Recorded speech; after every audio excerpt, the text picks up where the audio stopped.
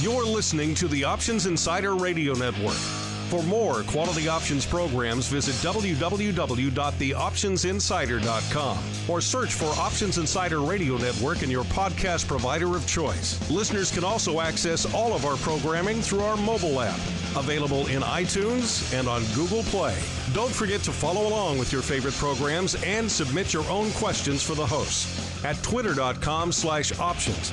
Facebook.com/TheOptionsInsider or via questions at TheOptionsInsider.com. Welcome to Volatility Views, the premier program for volatility traders. Each week, we'll take a deep dive into the world of volatility with in-depth analysis, trading activity reviews, strategy breakdowns, cutting-edge education, and much more. We'll also bring you exclusive conversations with the traders, researchers, and asset managers who are reshaping the volatility landscape. If it involves volatility, then you'll find it on Volatility Views.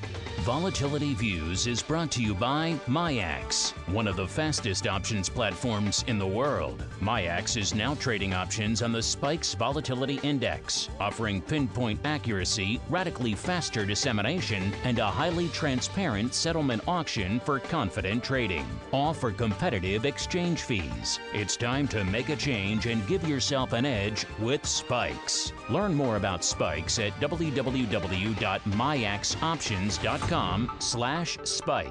Options involve risk and are not suitable for all investors. The statements made are provided for information purposes only and are not intended to provide and should not be relied on for financial or legal advice. And now, it's time to take a deep dive into the world of volatility. It's time for Volatility Views. All right, everybody. That music means it's the end of the week. It's Friday. That means it's time for Volatility Views. My name is Mark Longo from theoptionsinsider.com, as well as a little thing we like to call around here the old OIRN, a.k.a. the Options Insider Radio Network. Coming at you live today, 1 p.m. Central, 2 p.m. Eastern. For some reason, I had noon on my brain all day. That's the old time, of course. We're at 1 p.m. Central now. You can get it live on Mixlr or, of course, on demand at any time. You can listen at 2 in the morning. We won't hold it against you on your podcast provider of choice. Of course, however you listen, make sure you hit us up. Those questions, those comments. We do like to hear from you guys, the volatility faithful out there. And speaking of volatility faithful, let's see who we've got joining me on the faithful volatility panel today. Let's start off. He could be down the street in the World HQ of Option Pit. He could be in the burbs. He could be at a Costco near you. Let's find out. He is the Greasy Meatball, Mr. Mark Sebastian from OptionPit.com. Mr. Meatball, welcome back to the show. Isn't it amazing how much great volatility trading is done in the beans aisle of a Costco? It is amazing how much you can do when buying a 96-ounce can of tomatoes. 96 ounces. That's small for Costco. I know. If it's not 10 pounds. No, I like to get those big. The funny thing is Costco, if you're making sauce, the only kind of tomatoes you should use are San Marzanos. You know that. And Costco has these giant cans of San Marzano for $3.99, and then you go to the regular grocery store and you see like the little tiny San Marzano can for $4. It's like insane how cheap Costco sells San Marzano It's like tomatoes. They slap you in the face at the regular grocery store. Exactly. But I'm actually coming to you from the world headquarters. I'm up on the 30th floor at the corner of LaSalle and Adams. I thought I could see you there. I'll throw a paper airplane out here, and maybe it'll make its way down there to you. And also joining us from a little bit farther away, can't really hit him with a paper airplane. They have to be a mighty one, perhaps with a jet engine, courtesy of our friends at Boeing here across the street. We are joined by good old Matt Ambertson, the founder and principal over there at ORATS, a.k.a. the Options Research and Technology Services, a.k.a. the guy who's bringing you all the sweet earnings data you guys love to crunch during earnings season. Matt, welcome back to the show. You are indeed the inaugural, easy for me to say, holder of the MIAX hot seat on the program today. You're the inaugural guest in that. How does it feel? Is it a little tight? Is it a little squirmy? It feels great. I'm going to be in Miami next week. Very happy to be on a panel about entrepreneurships. We're all entrepreneurs here. Finally, the industry is recognizing us little guys, Mark.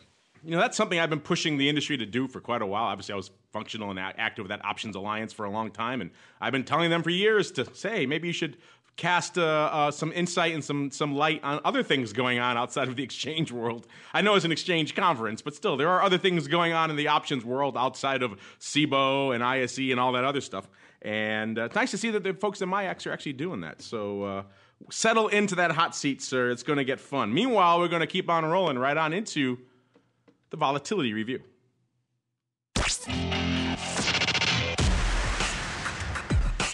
It's time to break down the latest developments in the volatility trading world. It's time for the Volatility Review.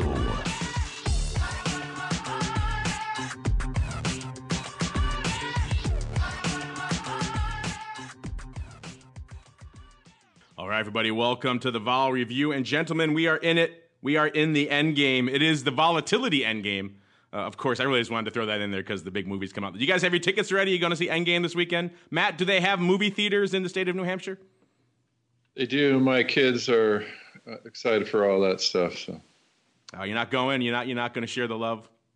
No, I went in Chicago. I went to a movie theater that served beer and food, and ever since then, nothing stands up. They do. I do like that. If you're going to go to a movie, that's the way to do it, is to have beer and wine and do that during the movie. I agree. Beer, wine, and maybe a nice 4-pound can of tomatoes. You never know what you're going to need over there. But it is indeed the end game, at least for Vol. Not a lot going on in terms of where things are going. The market kind of trying to find its way.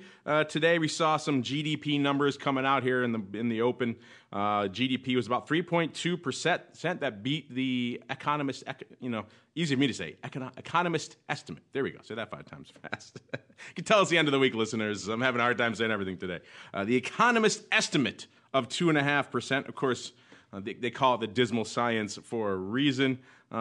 Stronger than expected exports actually driving that increase. Of course, all of that not really causing any boost really to the markets there, because we also saw the stocks really kind of kept in check. We saw some bigger names like Exxon, Intel not exactly lighting up the tape, despite the fact that we saw some other names like Amazon and even Ford getting out there and kind of lighting things up this week. So kind of a mixed bag on the earnings front. And some strong economic data, but not enough to really boost the market. It seems like it's in weekend mode already. Dow up slightly, S&P up a little bit more than 0.1%, NASDAQ off slightly. None of them really rock'em, sock'em robots today. VIX cash has been an interesting beast to watch coming into showtime. It was at 12.75 or so, then down to like 12.5. Now it's back up to about 12.75 or so, up about a half a handle from where it was. Remember, not last week, 2 weeks ago, we had to have a week off. Don't blame us. The market gods forced us. The show was closed. The markets were closed, listeners. And Spikes has been hanging. It's been interesting to watch. Spikes has actually been a little bit more disassociated from VIX cash than I've seen it in a while. It's actually close to a handle away now. It's about 13.25. So it was for a while there, about half, 3/4 of a point, a little bit tighter now. Looks like about half a point away now. But still, interesting stuff. A little bit of a distance there between Spikes and good old VIX cash. Of course, our old friend VVIX. Still hovering in the, I suppose you can, I don't know what you can really call this range, because it's not quite in the 70s, which we know is where things get rocking and rolling. Not quite in the 90s, but it's in the low 80s. It's in about a little bit shy of 84, about 83 and change. So that means it's flirting with that 70-odd handle, even if it hasn't broken through it yet. So maybe it's poised to make a move. Maybe it's got a little bit more retracement to go before it's ready to pop. Either way, maybe something afoot in the coming weeks for VVIX. Matt, you're our guest, so we'll kick things off. We'll get to all the earnings stuff in a minute, because I know it's kind of hard to talk volatility right now, especially this week, without talking about earnings. But before we get to that, what's catching your eye in the broad volatility space this week, sir?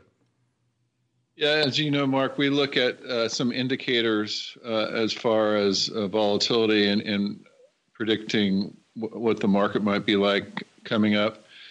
Those are all very benign, and they have been for some time. We got a little blip a few weeks ago, and we sent out some automated warnings to people, but it's been really, really benign. Our contango measurement is still in contango solidly, and it looks like the upcoming weeks at least are going to be, somewhat of a snore. So, there's been some interesting earnings stuff that we'll get to, but as far as the overall market, I want to hear what Mark has to say. That's what I'm watching mostly.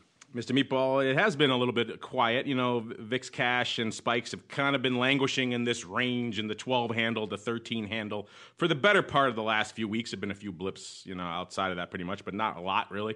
Of course, we had the holiday last week, so that truncated things. So I'll allow you, Mr. Meatball, if you are so inclined, to even go back to encompass the last 2 weeks. What's been catching your eye in the volatility space since the last time we chatted, sir? I mean, you could almost hear the sound of screeching tires as the market stopped moving. Even yesterday with 3M getting absolutely pummeled, we had about an hour and a half of real disassociation between the Dow and the S&P, and then that ended fast.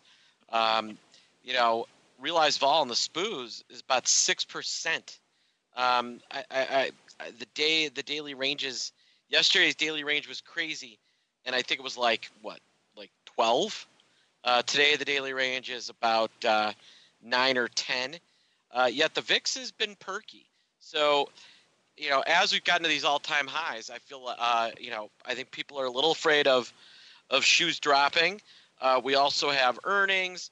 We have a trade deal next week potentially, which could also be a reason that falls high. But now that we've gotten through about 80% of the really big name announcements, we still have Apple and a couple other ones, but Amazon, Microsoft, Intel, Exxon, Chevron, Procter & Gamble, Disney, they've all has Disney reported? Disney is not. JP Morgan, Goldman, all those names have reported. So we're literally waiting on Google, Apple, and Disney, and we have a pretty good view of what earnings season is going to look like. And so I think that VIX is, believe it or not, if people are looking at it in the 12s and saying it's low, I think it's way too high. I think it should be about 11.5. And even that is going to be healthy.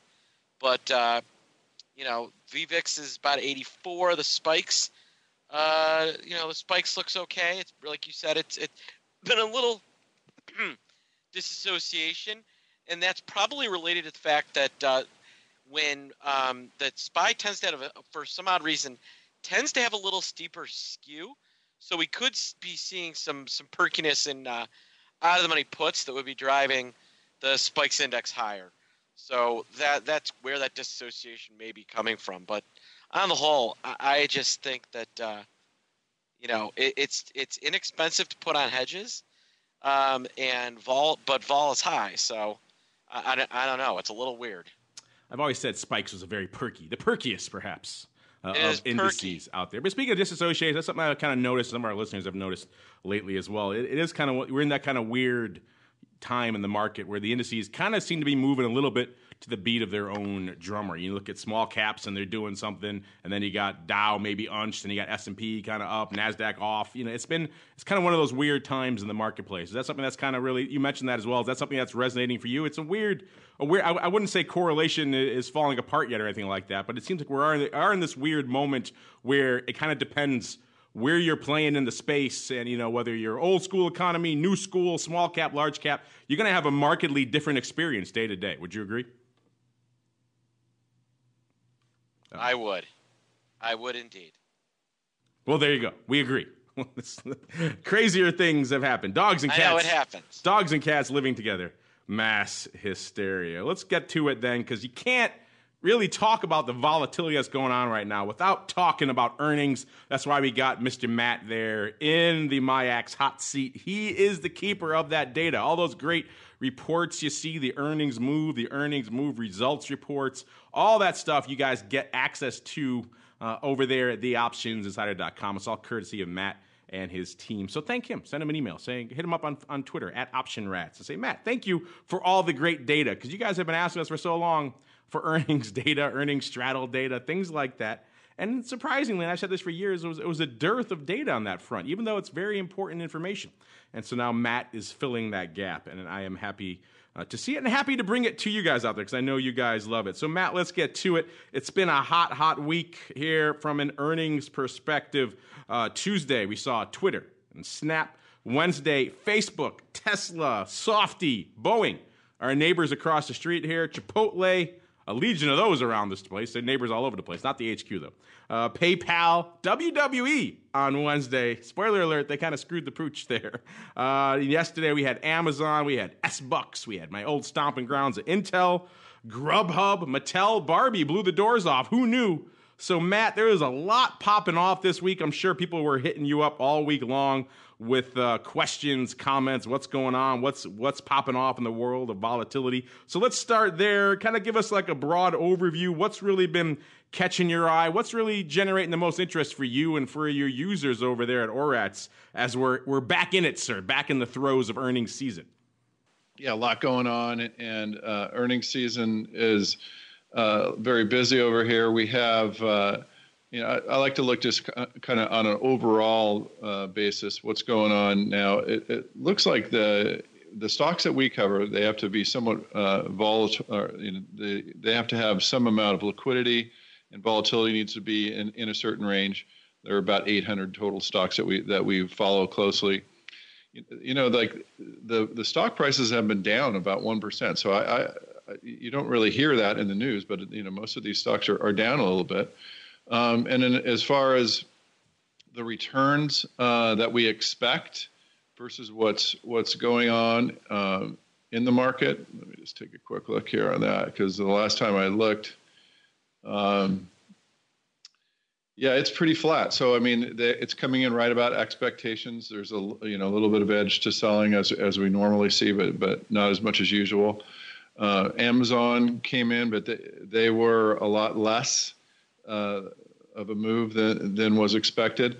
One of the things that we do, Mark, is we look at we take all of the moves for the last few years and we plot them, and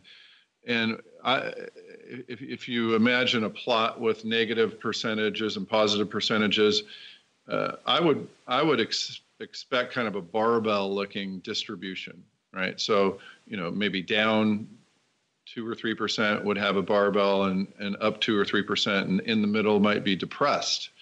However, that's not what we see. We actually see a squished normal distribution where it's just a flatter normal distribution, which was odd to me. As a trader, you always remember the big moves, and you don't remember the stocks that don't move that much. So what I've been struck by is a lot of these stocks, if you look at our earn move results and you look at the bottom of those, there's some negative 99%, like they move 1 penny. And so there's a lot that are moving kind of in that middle of the barbell. And, that's one of the bigger shockers of especially this earnings, is that that the shape of that normal distribution does look more like a normal distribution and not as much like the barbell that you might expect. Tesla was interesting, but there's so much going on around Tesla that what was interesting is that after earnings it didn't move as much as we thought, even though it was pretty negative. But the implied volatility stayed high, so I thought that was real interesting. So what you had was a big expectation of movement in Tesla, but a lot of that expectation is carrying over to not just the announcement, but to see what else is going on in the minds of old Elon Musk. So those are the big things that I've seen around earnings, Mark. Yeah, isn't it fascinating, speaking of Tesla, that now the market has finally stopped believing that guy's garbage. Oh, we're not going to need more capital. We're not going to need more capital. We're not going to need more capital. We're not going to need more capital. We need to raise $2.5 billion. Yeah. On top of We're gonna funding secured at for $420. Everyone knew he was making a pot smoking joke, and morons still bought the stock. Words he probably is going to live to regret. The that is going to be back below $200 by the time you can snap. You know how expensive, without looking, Mark, and you probably already did.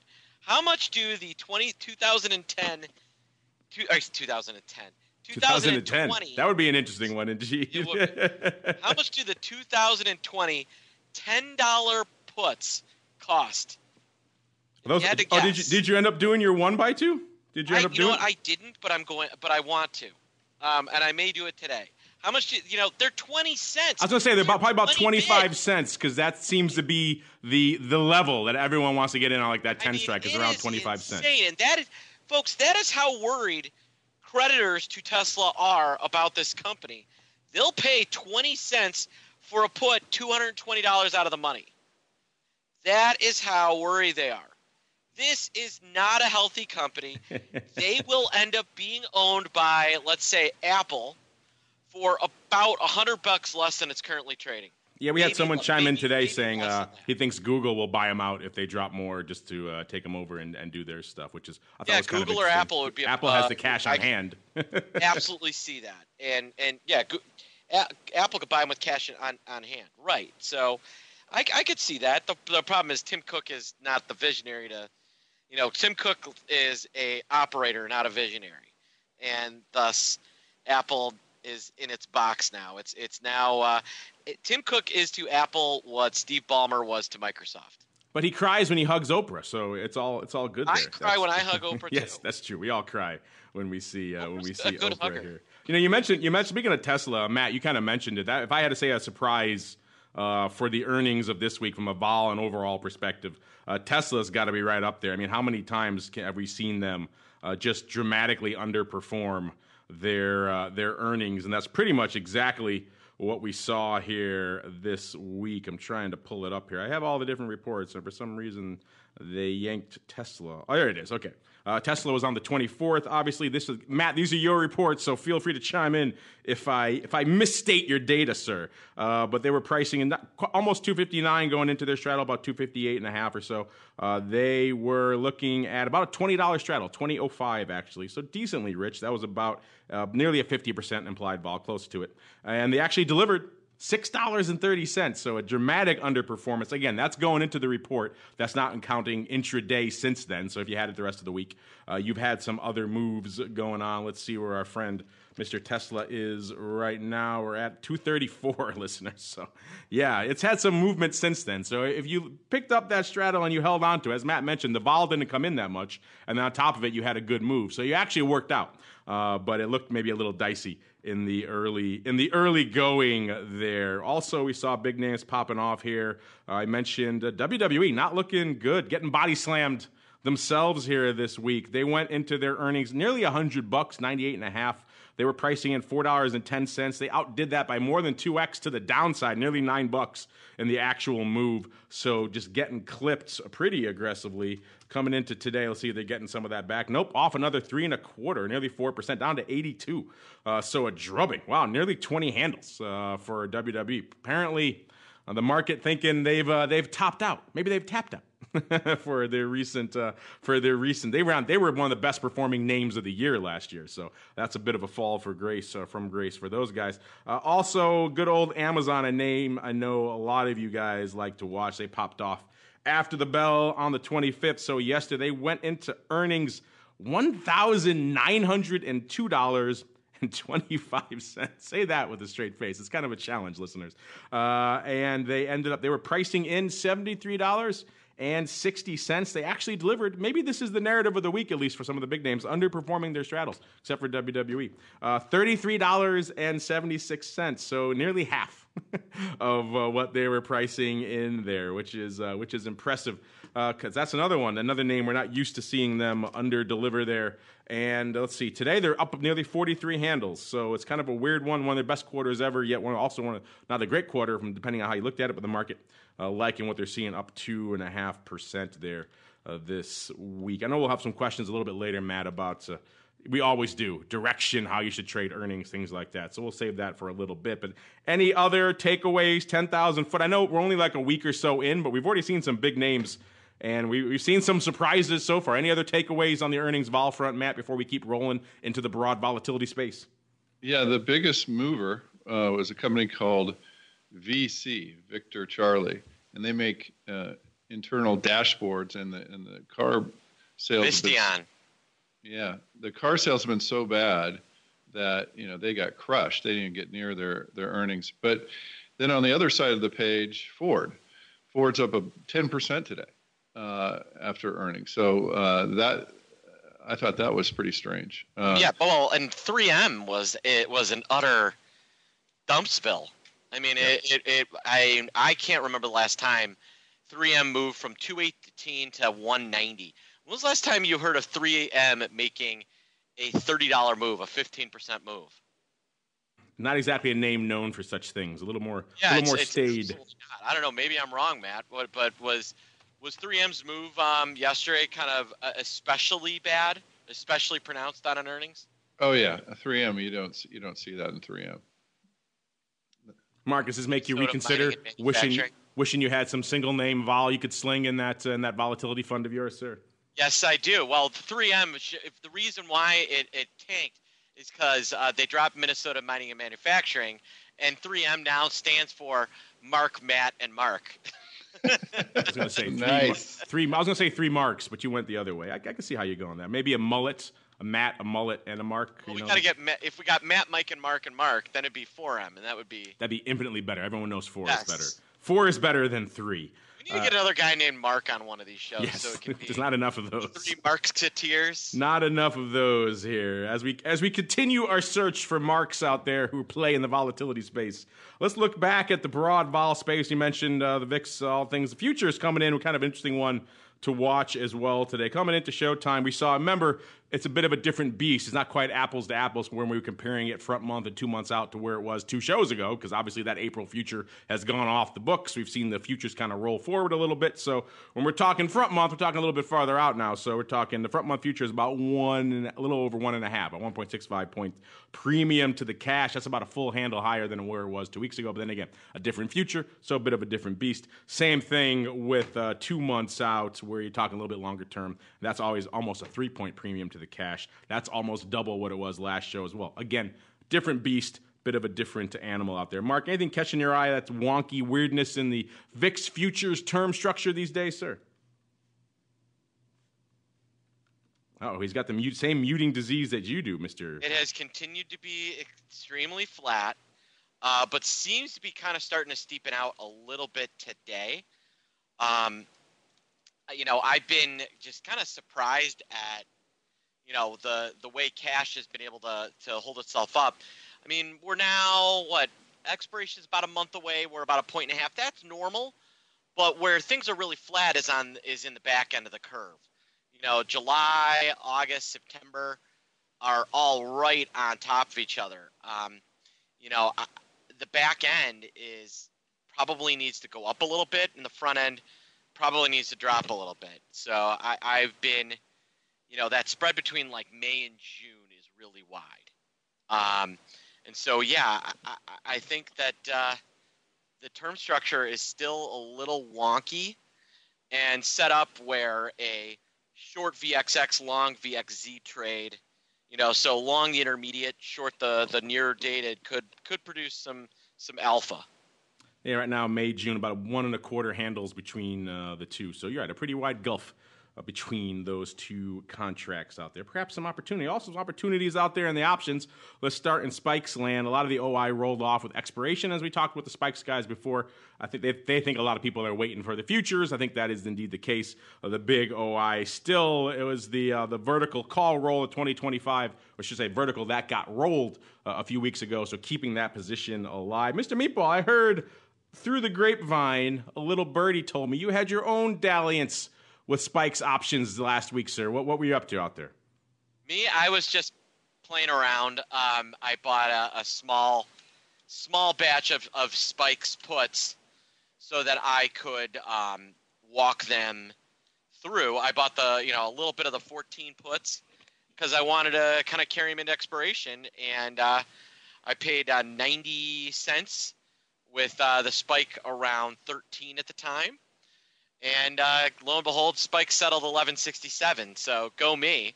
My first soiree into spike options proved profitable. There you go. See, you make some money. They give you the first one for free, and then you dive back in and get more excited. Yeah, exactly. That's how it always works out, right? The first one's free, and then it works out pretty well. But you're right. I've been meaning to kind of delve in there myself. It's kind of been busy times planning for the wave of events that are coming up over the course of the next week and change. There's like 3 big events coming up. So we're planning for those, listeners. Stay tuned for that, by the way. A lot of great stuff going to be hitting the network soon. Going to be chatting with a lot of fun folks here for courtesy of the OIC conference and some other events. Going to get our old buddy Mr. Petterfee from IB back on. It's always fun to chat with him. A lot of fun stuff coming. But that's coming down in the next week or so. In the meantime, let's keep on rolling. Speaking of rolling, let's see what's rolling, what's hitting, lighting things up in the world of VIX options. A pretty light day today, as you mentioned.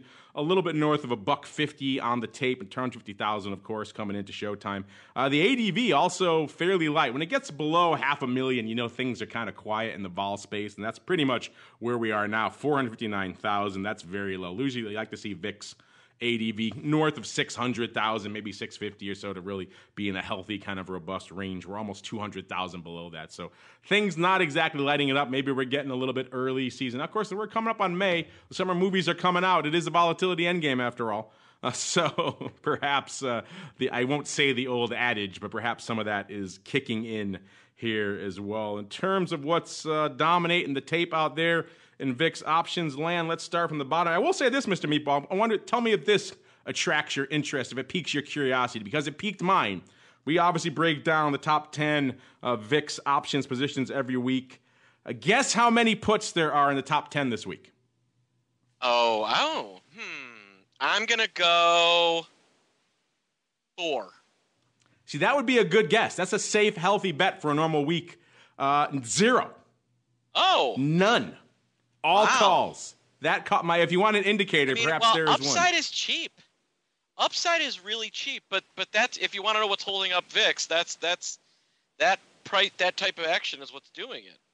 Yeah, clearly folks are not afraid. A little bit upside. Maybe they're selling a little bit of it too. We'll get to that in a bit. Let's start the number 10 here. The May 26s, $1.22 on the tape. Number 9. The June 23s. Here again, it's going to be all calls all the time, listeners. $1.37 on the tape. Number 8. June 37 halves, $1.40. Number 7, the comparatively reasonable May 18s with $1.53. Number 6, May 37 halves. That's always an interesting strike there, 37 half. $1.86 on the tape. Number 5, the May 23s, $194,000. Number 4, the May 22s, $197,000. Number 3, the May 20s, $233,000. Number dose here, the May 27s, $463,000. And the number 1 spot with the bullet, the May 25s, yet again, almost 550,000 of those. So that's more than an entire day's ADV just in that one strike and option, listener. So a lot there. Even though the total OI kind of light as well, shy of 7.5 million. It's about 6.2 million on the calls and about 1.2 million on the puts. So yeah, not a lot open. Let's see what's printing. The big print today coming into showtime was, again, surprise, surprise, upside. May 19, so a little bit lower on the upside ranks, not exactly 37 halves or anything. Going up 21, almost 22,000 times for 65 cents. So kind of nearer to the bid. So maybe there is some harvesting going on out there. Some people. That was opening though, so it wasn't like they were closing out some calls that had perhaps not fared as well as they hoped. But either way, opening nearly 22,000 on the May 19s, kind of maybe dumping today. Yesterday. A couple of big prints going up yesterday. That was kind of the big day of the week was yesterday. We saw the May 23s going up for 35 cents, lifting the offer 30,000 times. So people liking to get themselves some upside yesterday. And then also we saw a roll for about 100,000 contracts. It looks like the May 50 OC 40 roll going up effectively 50,000 times, so 100,000 total. We saw the Mays going up for 7 cents, and the OC 40 is going up for 41 cents. It looks like someone rolling out and down, which is kind of interesting, maybe a little bit of a commentary on where we are in the vol space right now, not keeping that 50 strike alive. Why bother? Go down to 40, take advantage of the sell-off. But still wanting their upside, just making it a little bit close to the fire. Can't really blame them. if you had to choose 50 or 40 right now, I'm sure most of you would probably choose the latter there as well. So that's one of the big trades of the week. Wednesday, we saw the big print where the May 18s going up 27,000 times for 46 cents right off the bid. So a little bit of upside harvesting. So, Mark, it seems kind of interesting. There's a lot of upside open out there right now, and it's dominating the tape, but not all of it is this frenzy of buying, even though there clearly is a lot of that. There's the roll and things, but also a little bit of harvesting. What are you seeing out there this week in the VIX options, sir? Yeah, we've definitely seen, some pretty heavy upside trading. Biggest trade that I saw go up in the tape was July 22.30 1x2. Rumor was that was against some sort of variance trade. We've seen a lot of like risk reversal calling, risk reversal trading. The June 12-15 put spread versus the 24 call has gone up a few times. Interestingly, some way out of the money stuff traded. We saw a June 12 put bought this morning for a dime, 10,000 times. I like that trade a lot. Also, I'm sorry, say that one again. What was that one for a dime? The June 12 puts, they bought 10,000 for a dime this morning. Interesting. I like that. I do. I think that's an inexpensive play. June 12 puts or Tesla 5 puts? What do you want for a dime? May 12 puts are a dime. I think that those make some sense. The other one I kind of like, somebody did the 15-12 half put spread for $1. That is a really nice play if you just think VIX isn't going to get over 14 but for the next couple of months, which I think is, or at least stay over 14, which I think is a relatively safe bet. I really like that construct. And, we've definitely seen, upside is still inexpensive today, Mark. So remember a few weeks back, I was talking about that May 1x2 that I put on. I did the May 1721 1x2, and I collected 2 cents. Oh, yeah, our listeners wanted weekly updates on that. So yes, well, I took it off, and I paid, guess, I had to buy it back. Guess how much I bought it back for? 7 cents. 2 cents. 2 cents. So I made absolutely nothing on that, except for that allowed me to be short a bunch of vol somewhere else that I made a bunch of money on. So it ended up being a great trade. And then I constructed a very similar trade. I did the 1621 1x2, and this time I collected a dime. So I will tell you guys what my, and that is again allowing me to short some extra vol somewhere else. But I will keep you guys in the loop on my amazing backspreading. Amazing backspreading. News at 11. But you're right. We talk about that a lot here on the show, but clearly we only look at the option side of it, and there are usually other components that can work pretty well. A lot of these backspreads are going up against aggressive short positions out there. So if it allows them to short and it works out well, then if the option spread isn't ideal, it doesn't move against them, or it moves against them a little bit, not the end of the world, obviously.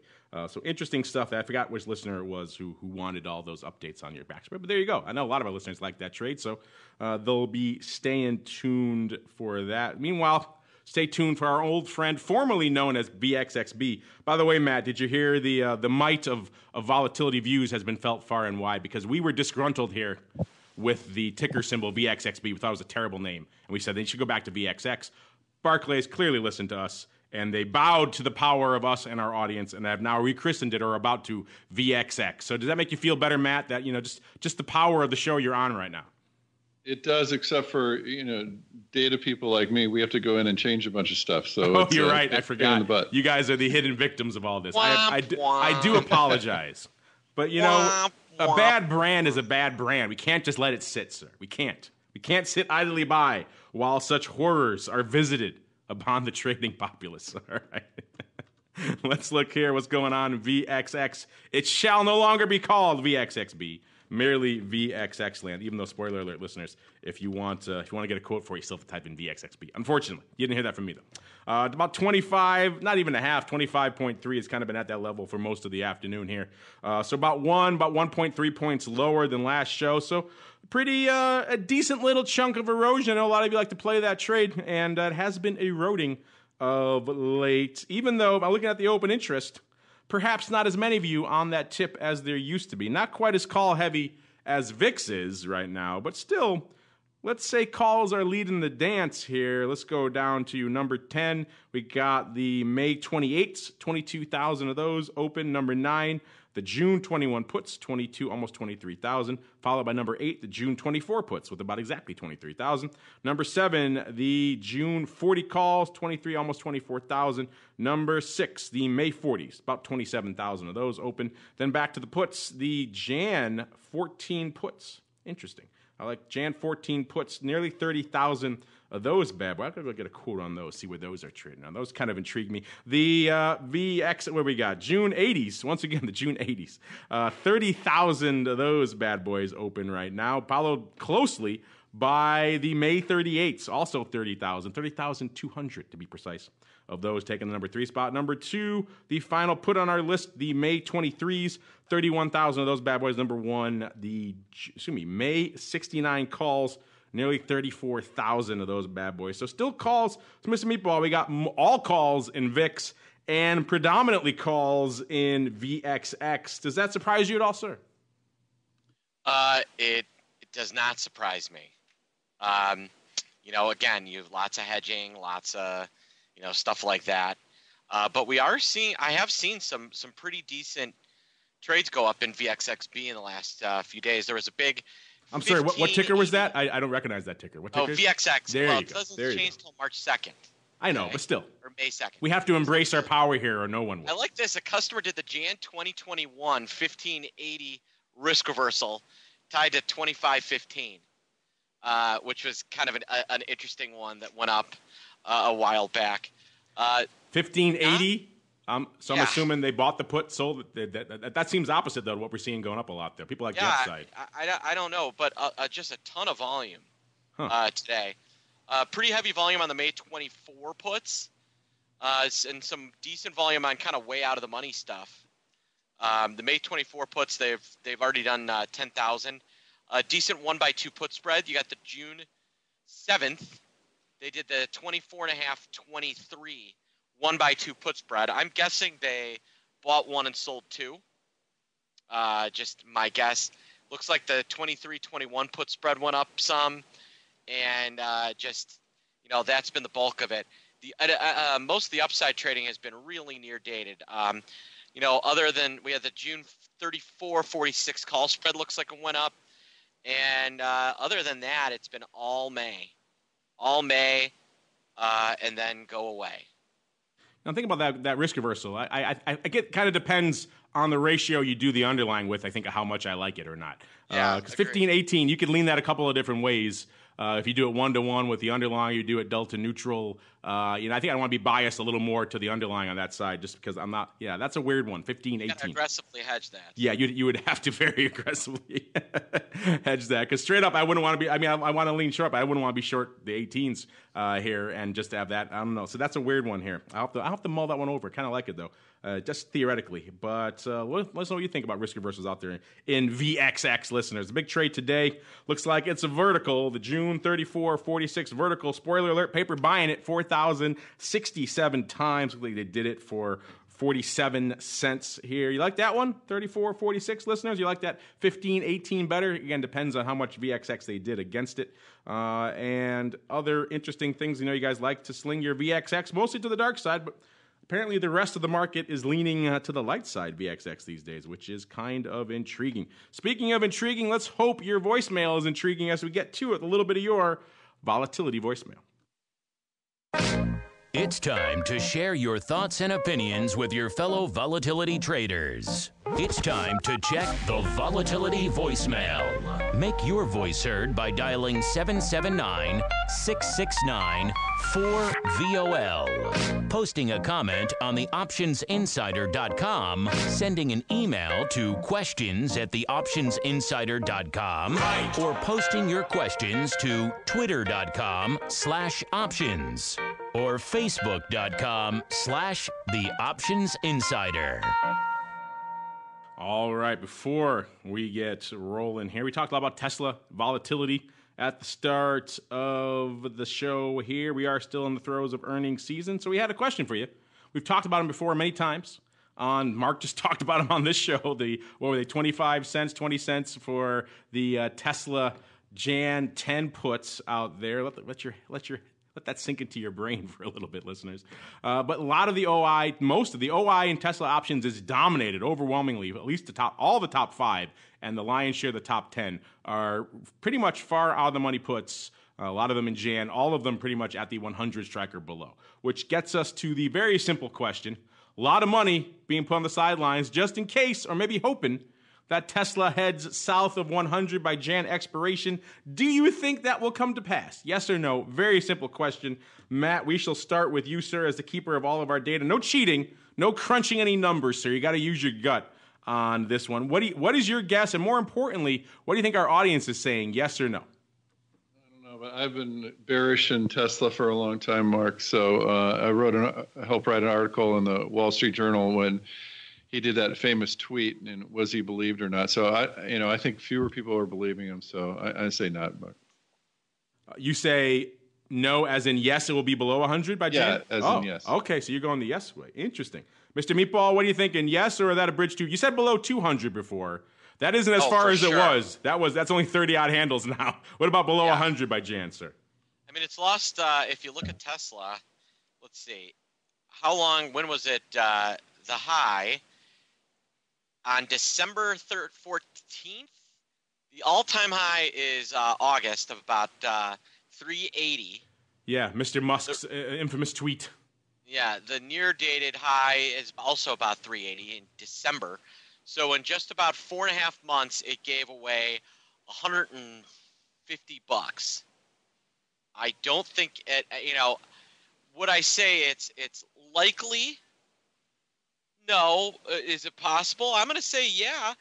I think it's – here's what I'll say. It is a lot more stinking possible than people think it is. And that's why people think twice about doing those 1x2s, because it actually could be below $5.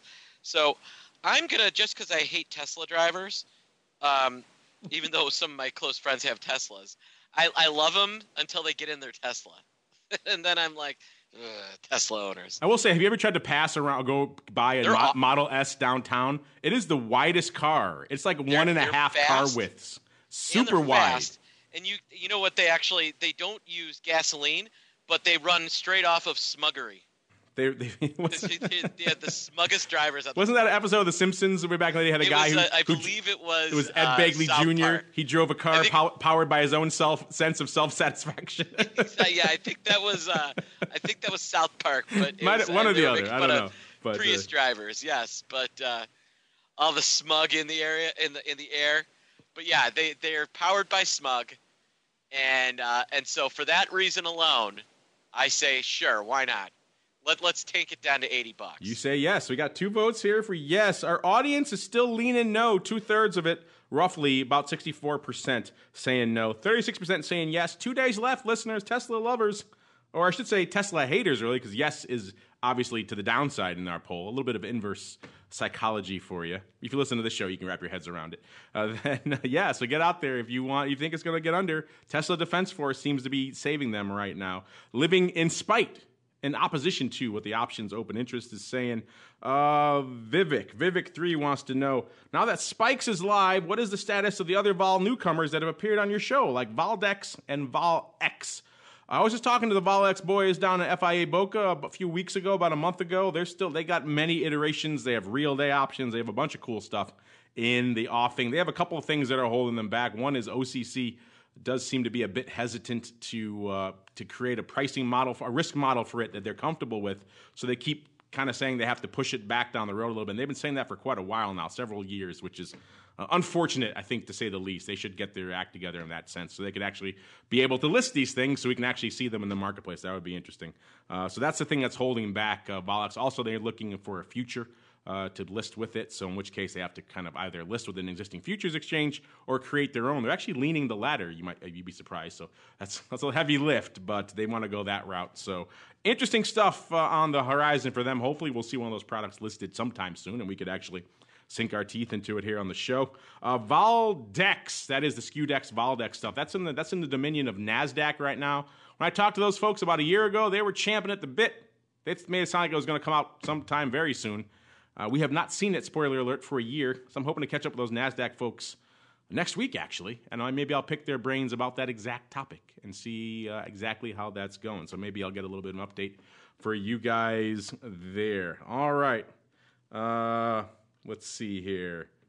Benson H wants to know, is there a clear winner? We always get this question, Matt. It's like whenever you're on, whenever you're talking, whenever we're doing earnings stuff, this question in some variation pops up. This time it's from Benson H. He wants to know, is there any clear winner for earnings season right now for a volatility trader? Is it short vol or long vol that's winning the day right now? Even though we told people many times, don't. There's no clear bias. They still want to know, Matt. So I guess right now we're in the early blush of it. Is there anything in this early limited sample set that is leading the way, sir? Actually, what I would say in this sample set is, on an overall, stocks are pretty close to what's been implied, but there's been some bigger movers.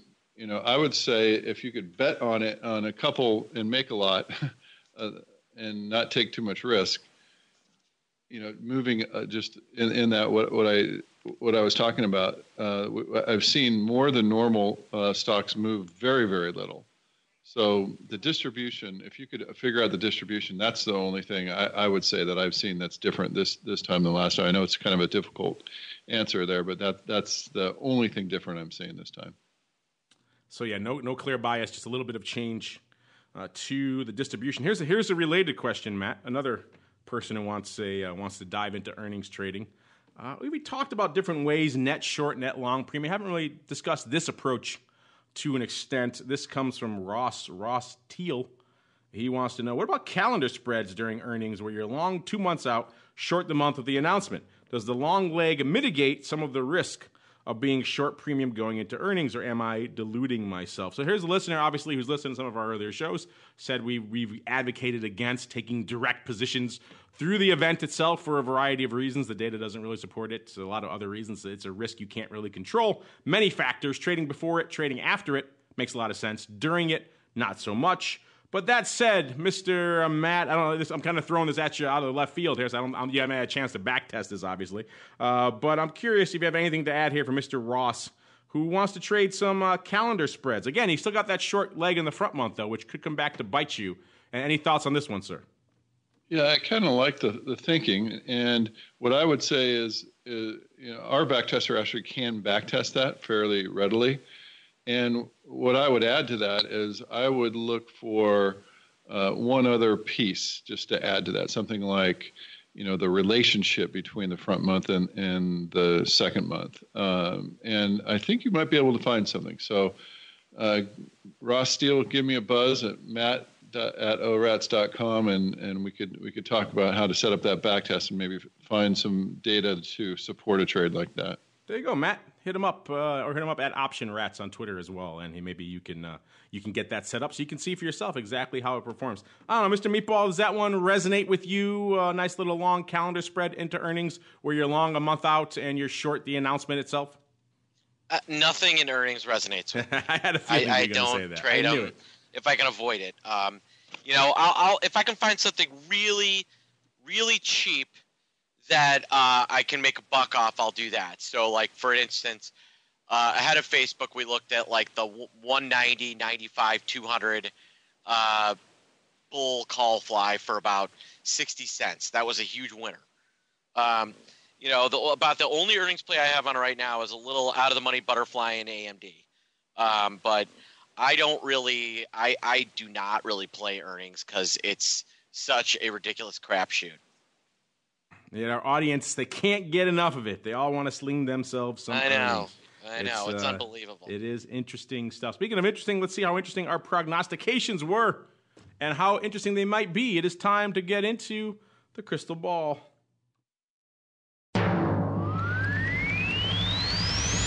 It's time to peer into the future and reveal what the volatility gods hold in store. It's time to look into the crystal ball. All right, welcome to Crystal Ball, the portion of the show where we embarrass ourselves for your amusement and hopefully edification.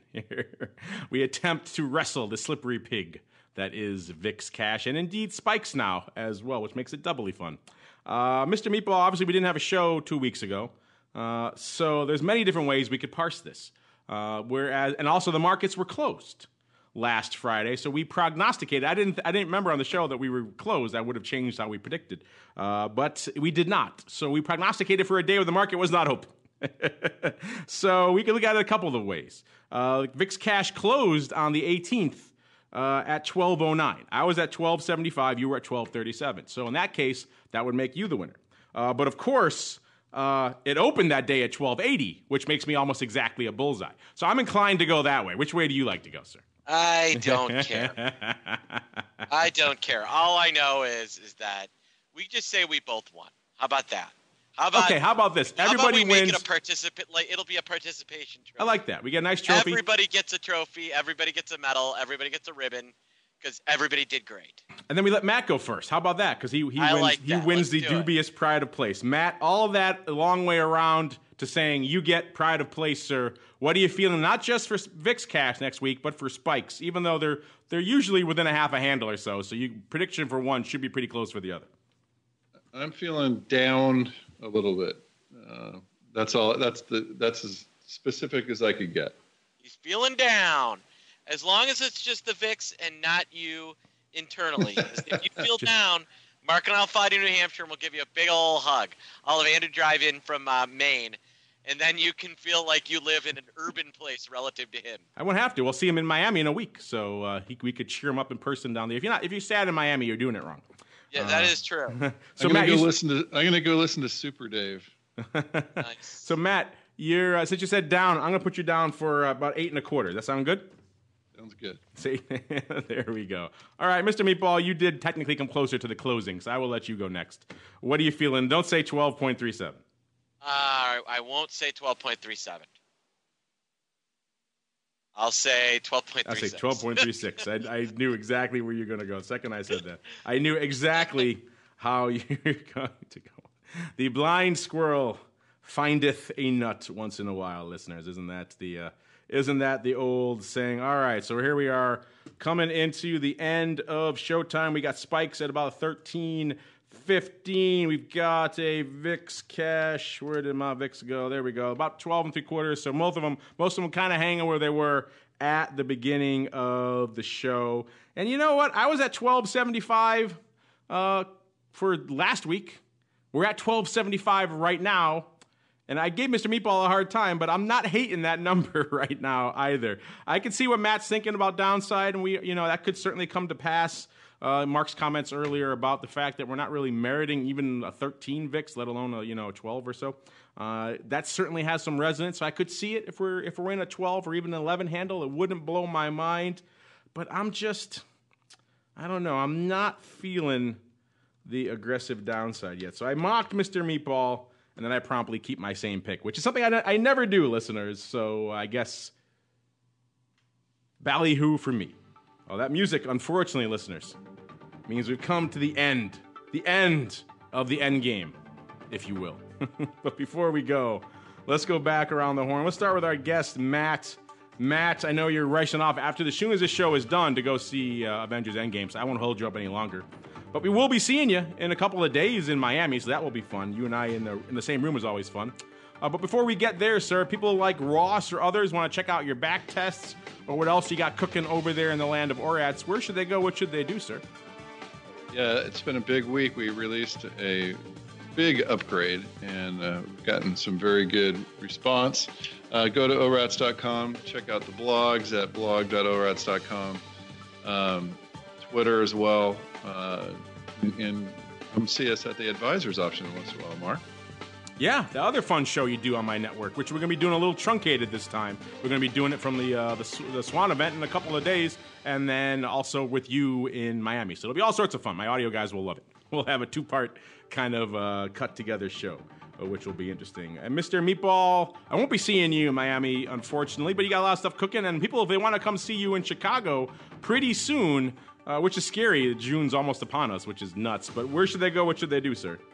Yeah, we got a lot of things going on here at Option Pit. Our June event, you get to hang out with me, get to hang out with Mark, get to hang out with Mike Tusa, Andrew, the Thompson boys are going to be there.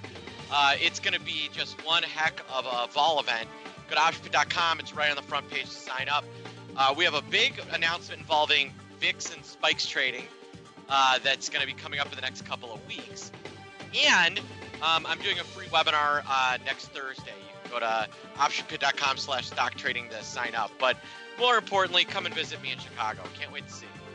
Check it out. I'll be there. Maybe we'll twist Matt's arm to be there. Who knows? You never know who's going to be there.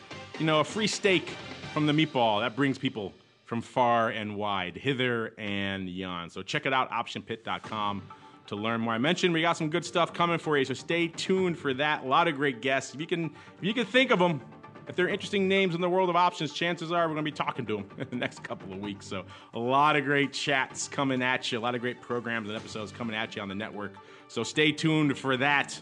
This is one of our busy seasons, so I'm going to be doing a lot of talking over the next couple of weeks. So hopefully the voice holds up. I find a cigar or two at OIC really tends to keep the timbre over there, which is nice. And on behalf of Matt and the meatball and indeed myself, and even my boy Luigi there listening live, I just love that handle. It brings a smile to my face. I want to thank all of you out there for downloading, streaming, and subscribing, for listening live, all the fun stuff that you do. Keep it coming, and we'll see you back here next week for more Volatility Views.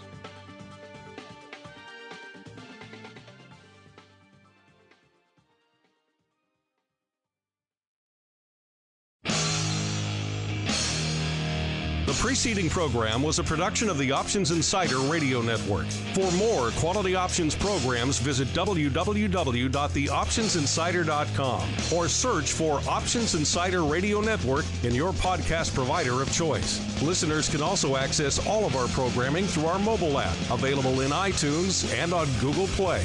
Don't forget to follow along with your favorite programs and submit your own questions for the hosts at twitter.com/options, facebook.com/The Options Insider, or via questions at theoptionsinsider.com.